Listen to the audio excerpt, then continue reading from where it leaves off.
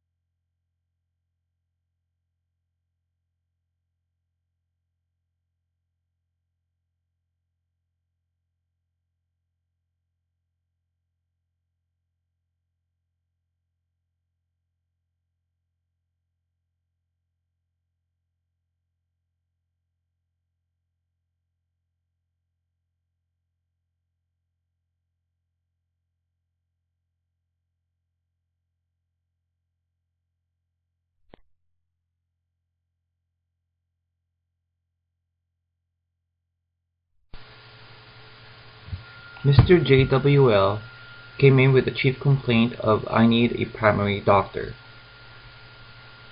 He is a 65-year-old Korean male who presented for an annual adult exam.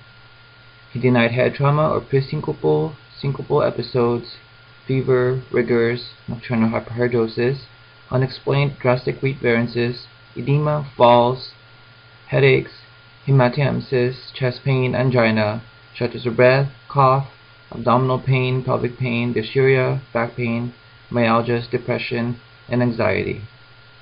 Furthermore, Mr. JWL also denied cardiorespiratory problems or metabolic problems. He did say that he was not hypertensive, but he was taking something for blood pressure and he stopped using it because his blood pressure was normal.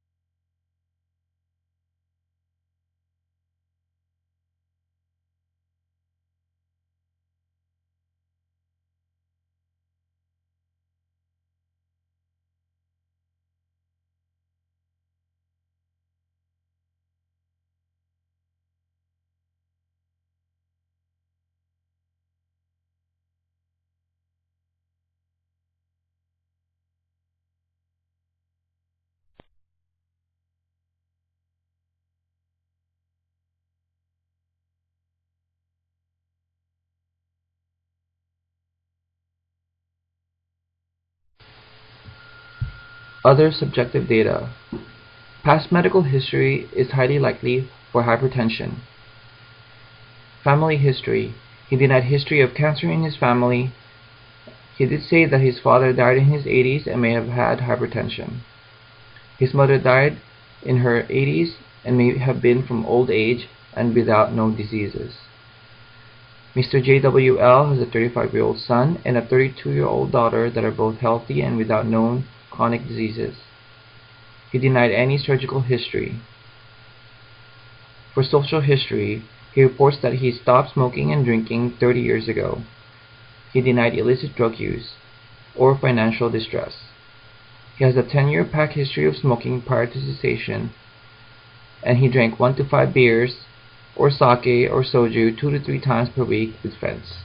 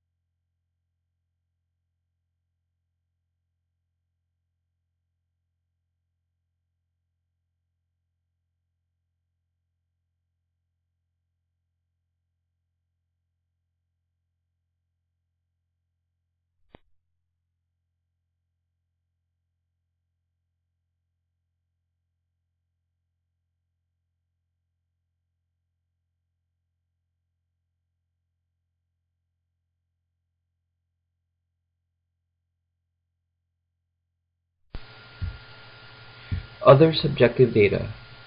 Mr. JWL has a high possibility of being on antihypertensive therapy.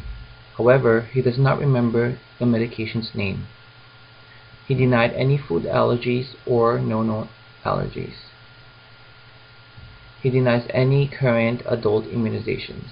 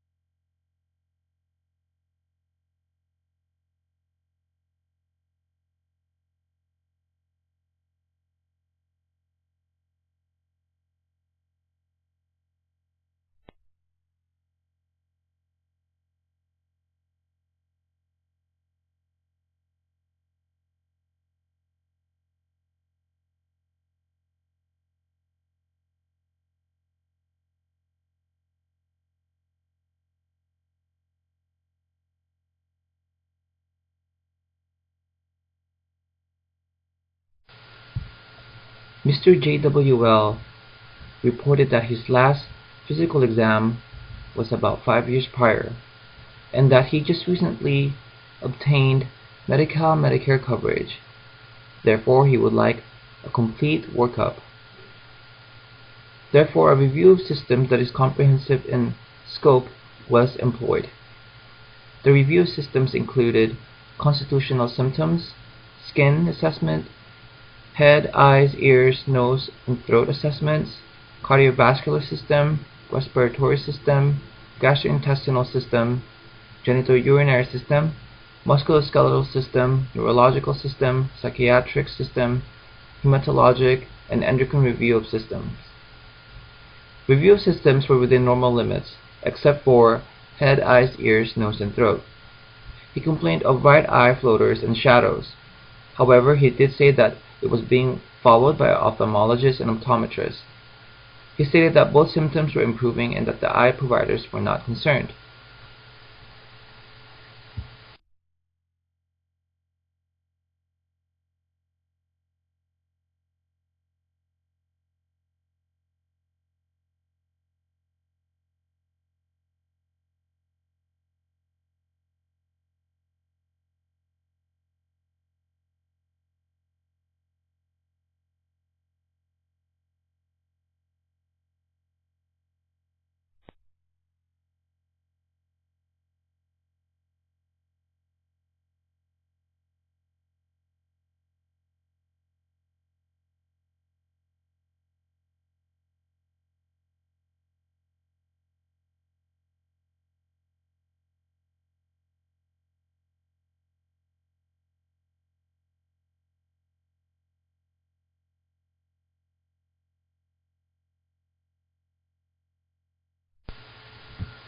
Physical exam.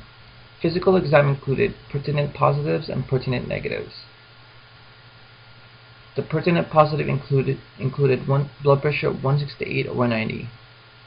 However, the rest of the vital signs were within normal limits. Pertinent negatives included cranial nerves 1 through 12 grossly intact, no pain, no anxiety, and eye assessment that included pupils that were equal, round, and reactive to light accommodation.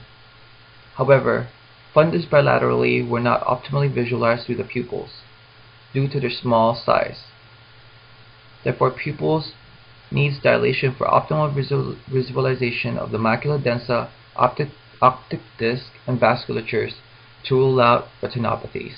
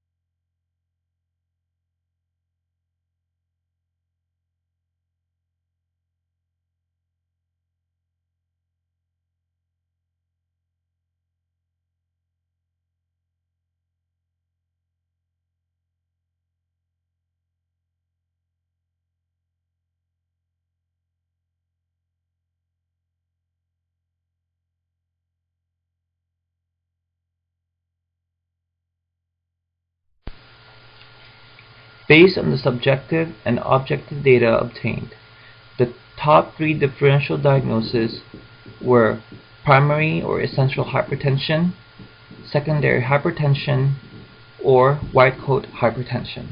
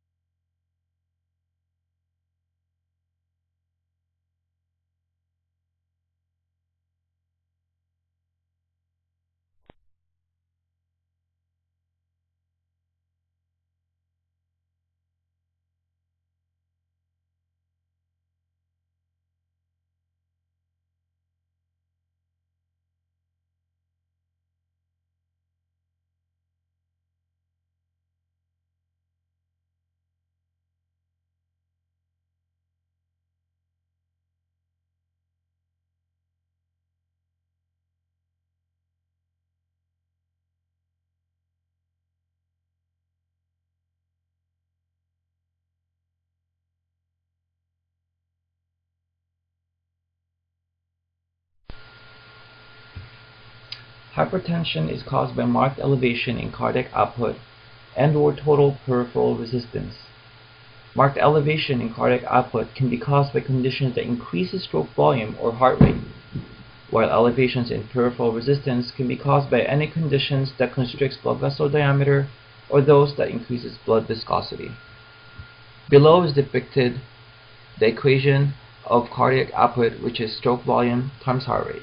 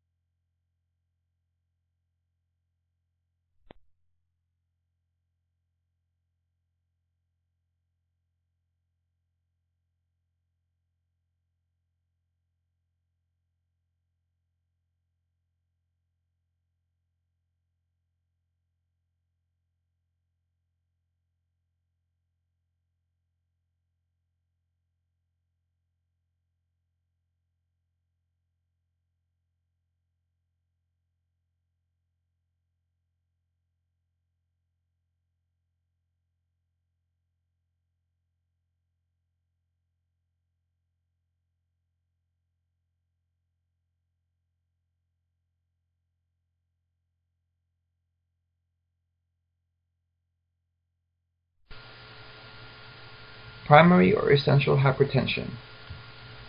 Primary or essential hypertension includes risk factors that interact with each other and includes genetics and environmental factors like smoking and sedentary lifestyle, which can cause insulin resistance, dysfunction of the sympathetic nervous system, renin-angiotensin-aldosterone system, adenosine, natriuretic hormones, and also inflammation.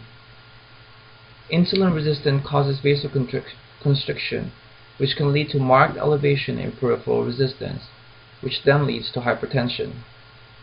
Malfunctions of the renin-angiotensin-aldosterone system, sympathetic nervous system, natriuretic hormones, adenosine, causes vasoconstriction that leads to elevated peripheral resistance, which then leads to hypertension. Malfunctions of the renin-angiotensin-aldosterone system, sympathetic nervous system, natriuretic hormones also cause renal water and salt retention, which then cause increased blood volume and then hypertension.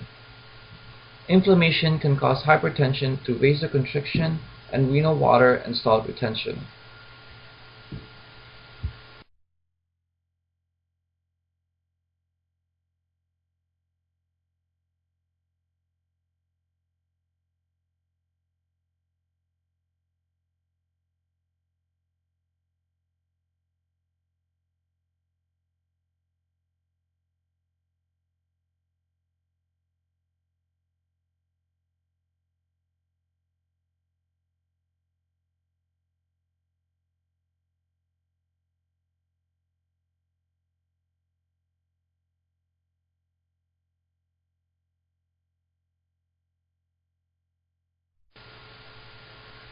Secondary hypertension, on the other hand, is usually reversible and more acute in nature. It is caused by diseases or medication that increase cardiac output or peripheral resistance. The difference between primary and secondary hypertension, however, is that secondary hypertension usually can be reverted back to normal blood pressure levels if the disease causing the peripheral vascular resistance or cardiac output increase is addressed, or if the medication causing it is discontinued. Diseases, conditions, or medications that can lead to secondary includes but are not limited to renovascular disease, arteriosclerosis, elevated intracranial pressure, hypo or hyperthyroidism, pregnancy, stress, or oral contraceptives.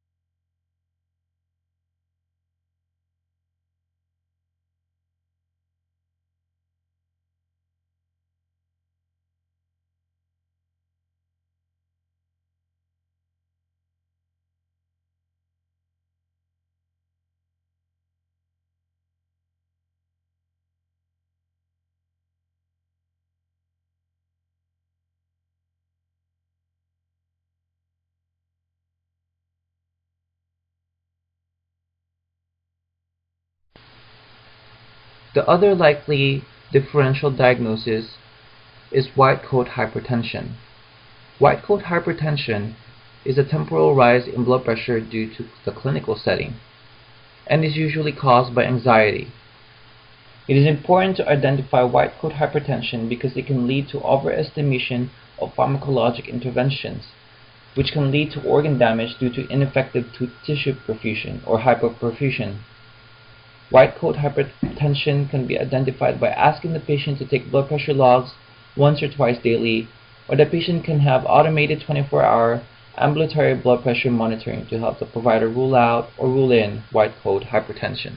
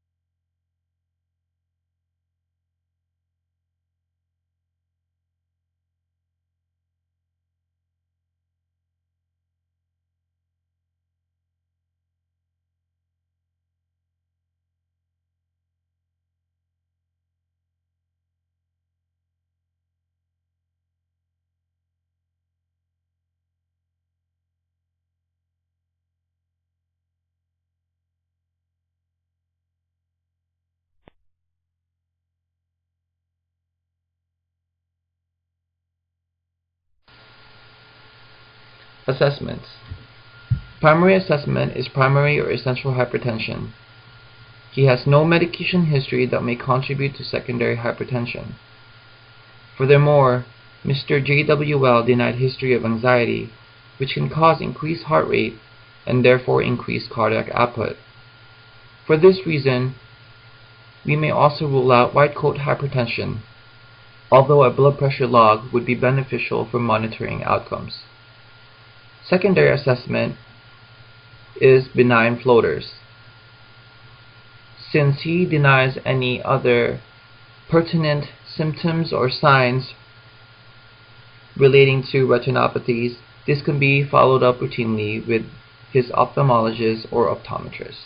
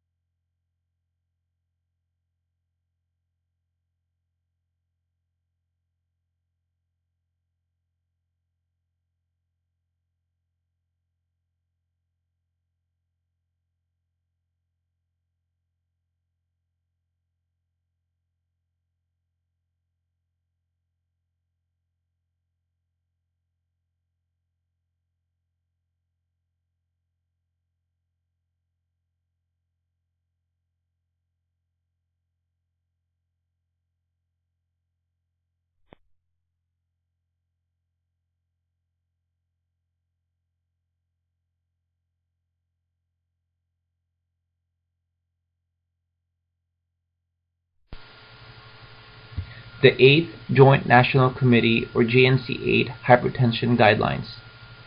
Hypertension can cause micro and macrovascular diseases that need optimal management. The JNC 8 comprised of experts in hypertension, nursing, primary care, clinical trials, up to experts in development and implementation of guidelines. JNC 8 focuses on when pharmacological intervention should be employed and not necessarily differentiating between hypertension or prehypertension as in JNC 7. According to the JNC 8, treating adults greater than or equal to 60 years old to a goal of less than 150/90 blood pressure, and all ages and ethnicities with or without chronic kidney disease or diabetes to a goal of less than 140/90 has shown better outcomes in terms of neurovascular, cardiovascular, and renal health. Depicted is the hypertension algorithm by the JNC 8, which clearly delineates when the provider should consider discussing and implementing non-pharmacologic and pharmacologic interventions. The first and continuous approach to hypertension management still remains lifestyle modification, which includes smoking cessation, moderate to vigorous activities 3 to 4 times per week, 40 minutes each session, and dietary approaches to stop hypertension or DASH. The guideline recommends to start thiazide, angiotensin converting enzyme inhibitor, angiotensin receptor blockers, or calcium channel blockers alone or in combination in the non-black population, whereas to start thiazide or calcium channel blockers alone or in combination in the black population. ACE inhibitors or ARBs can be started in those with chronic kidney disease with or without diabetes. If after the initial treatment the target blood pressure has not been reached, the provider and patient may attempt to add or adjust medications twice along with continued lifestyle modifications before referral to specialists. Effectiveness of the interventions from the guidelines can be appraised if the blood pressure goals have been reached and associated target organ damage has been prevented or postponed. In this slide is the link to the JNC 8 hypertension guideline.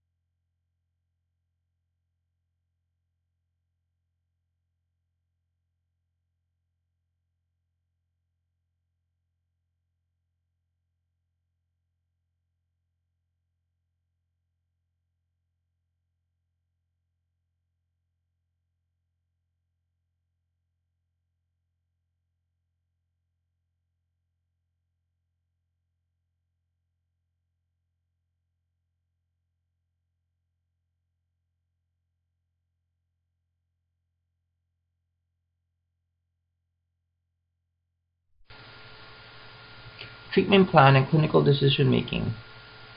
The treatment plan and clinical decision making would be based on the JNC8 hypertension management guidelines. The blood pressure goal for Mr. JWL would be less than 150/90 for his age group and for his uncomplicated hypertension. Dietary approaches to stop hypertension diet will be employed also, which includes dietary sodium of less than 2.4 grams of sodium daily, 4 to 5 servings of fruits and vegetables to increase potassium and other nutrients, daily low-fat dairy for adequate calcium intake, and low-fat and low cholesterol dietary choices. The plan would also include moderate to vigorous activity, baseline labs of CBC, CMP, lipid panel, TSH, PTH, hemoglobin A1C, urine dipstick to check for microalbumin, LFTs, vitamin D, and EKG. At this stage, a provider should consider hydrochlorothiazide 25 mg 1 tab PO daily to manage his high blood pressure. It is essential that Mr. JWL also maintain blood pressure log twice daily, in the morning and at night, to monitor the outcomes of the therapy. Follow-up with the ophthalmologist would also be suggested, and he can return in 1 to 2 weeks or sooner if needed.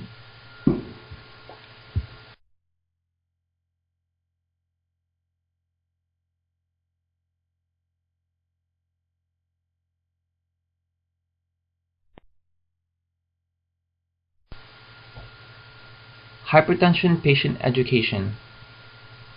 Hypertension patient education for Mr. JWL would include education regarding optimal management of hypertension, which is essential to prevention or postponement of comorbidities associated with hypertension, which includes cerebrovascular accidents, retinopathies, cardiovascular diseases or MIs, and nephropathies. It would also include hydrochlorothiazide side effects. The side effects for hydrochlorothiazide would be metabolic effects, which includes hypokalemia, hyponatremia, hyperuricemia, and elevations of plasma glucose and cholesterol concentrations, and magnesium depletion. And this all relates to increased water excretion through the kidneys. However, the side effects are highly dose dependent, meaning that the side effects occurred mostly in high dose potencies of diuretics or thiazide-like diuretics. Mr. JWL would be educated on monitoring for signs and symptoms of fluid depletion like lightheadedness, pre-syncopal episodes or syncopal episodes, and/or electrolyte imbalances such as confusion, altered mental status, palpitations, and/or muscle weakness or spasms. Mr. JWL will be scheduled to return to clinic in 1 week. Thank you.